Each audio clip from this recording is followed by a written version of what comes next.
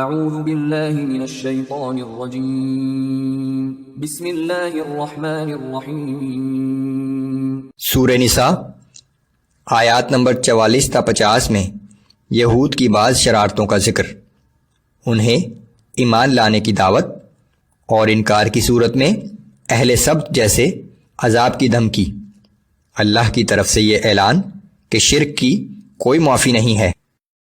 اعوذ باللہ من الشیطان الرجیم۔ أَلَمْ تَرَ إِلَى الَّذِينَ أُوتُوا نَصِيبًا مِّنَ الْكِتَابِ يَشْتَرُونَ الضَّلَالَةَ وَيُرِيدُونَ أَن تَضِلُّوا السَّبِيلَ۔ کیا آپ نے ان لوگوں کو نہیں دیکھا جنہیں کتاب کے علم کا ایک حصہ عطا کیا گیا ہے؟ وہ خود تو ضلالت کے خریدار بنے ہوئے ہیں اور چاہتے ہیں کہ تم بھی سیدھے راستے سے بھٹک جاؤ۔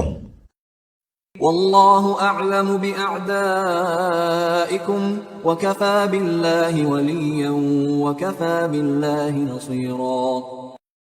اور اللہ تمہارے دشمنوں کو خوب جانتا ہے، اور صرف اللہ ہی کافی ہے تمہاری حمایت کے لیے، اور صرف اللہ ہی کافی ہے تمہاری مدد کے لیے۔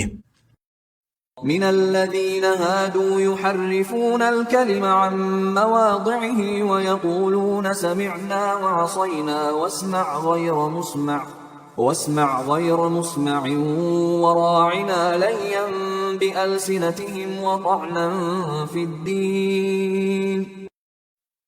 اور یہودیوں میں سے کچھ لوگ وہ ہیں جو دین پر طعنہ زنی کی غرض سے اپنی زبانیں مروڑ کر الفاظ کو اپنے اصلی مقامات سے ہٹا دیتے ہیں اور کہتے ہیں کہ سمعنا وعصینا، یعنی ہم نے سن لیا اور نہیں مانا، اور یہ بھی کہتے ہیں اسمع غیر مسمعین، یعنی آپ سنیے آپ نہ سنوائے جائیں، اور راعنا یعنی ہماری رعایت کر۔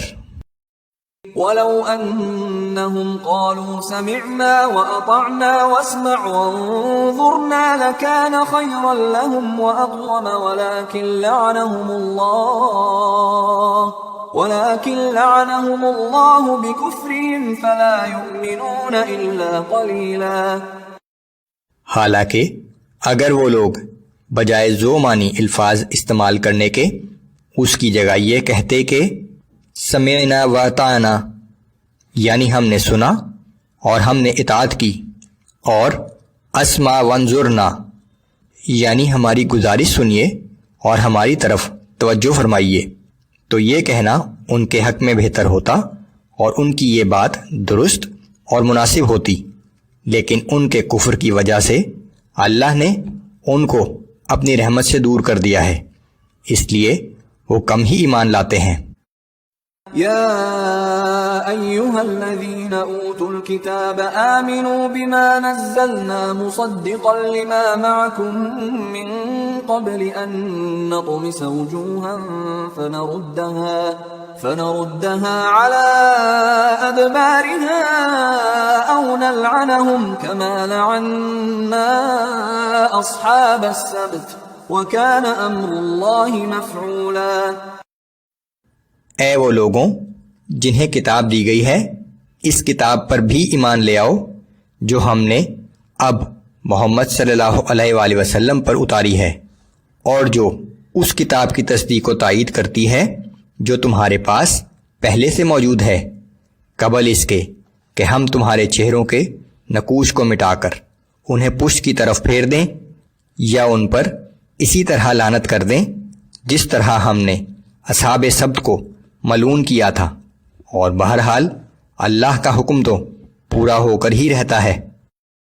ان اللہ لا یغفر ان یشرک به ویغفر ما دون ذلك لمن یشاء ومن یشرک باللہ فقد افترى اثما عظیما۔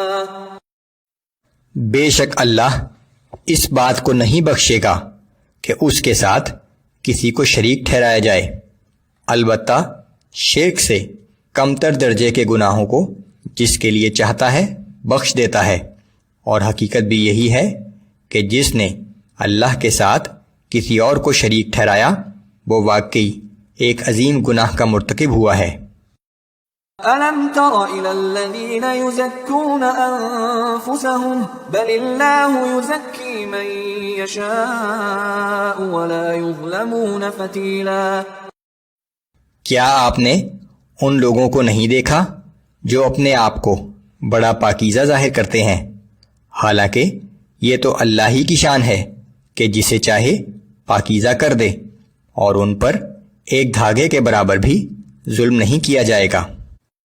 انظر كيف يفترون على الله الكذب وكفى به اثما مبينا۔ آپ دیکھیے یہ اللہ تعالیٰ پر کیسے جھوٹا بہتان باندھ رہے ہیں، اور ان کے صریحاً گناہ گار ہونے کے لیے یہی ایک گناہ کافی ہے۔